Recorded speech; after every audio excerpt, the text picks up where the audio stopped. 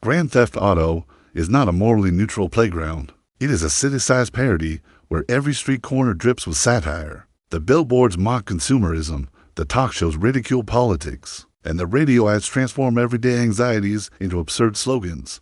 Los Santos, Liberty City, Vice City. Each of these spaces is a carnival of excess, an exaggerated mirror of our own world. GTA doesn't just let you steal cars, it lets you breathe in a caricature of capitalism, corruption, and media spectacle.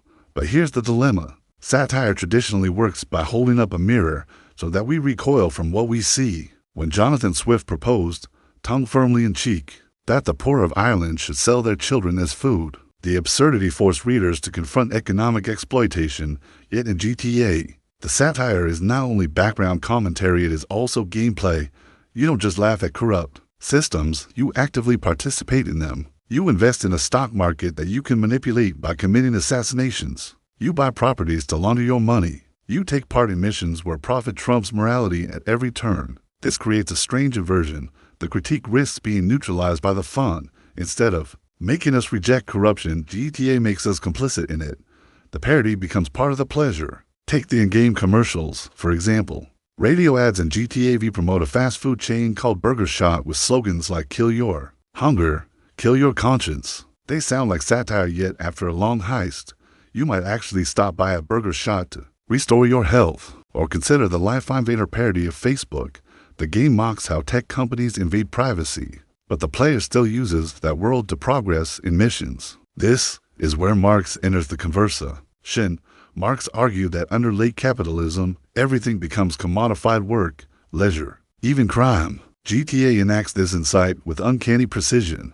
Crime is not a rebellion against the system, it is the system. Every robbery, every act of violence, every stolen car is rewarded in the same coin: cash, property, and status. The player is not breaking free of capitalism, but accelerating it, turning chaos into accumulation. Even Trevor, perhaps the most unhinged character in GTA V, embodies this. He is outrageous, violent, unpredictable, but he is also a businessman. He runs Trevor Philips Enterprises, a criminal corporation complete with supply chains, logistics, and expansion plans. He is both parody and truth.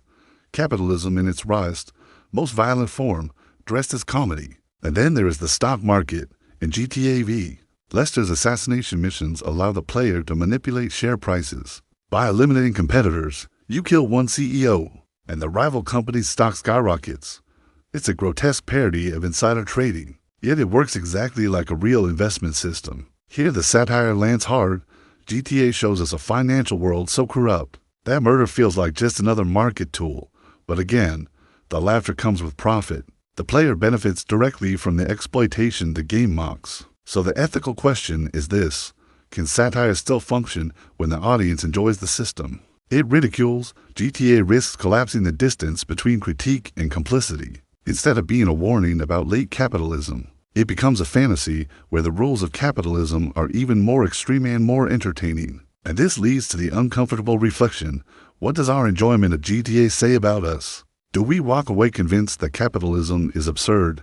Or do we walk away comfortable with its logic? Because even the critique has become another product to consume, GTA itself is sold as a commodity, profiting massively from the very culture it lampoons. In Marxist terms, even rebellion has been commodified, even critique has a price tag.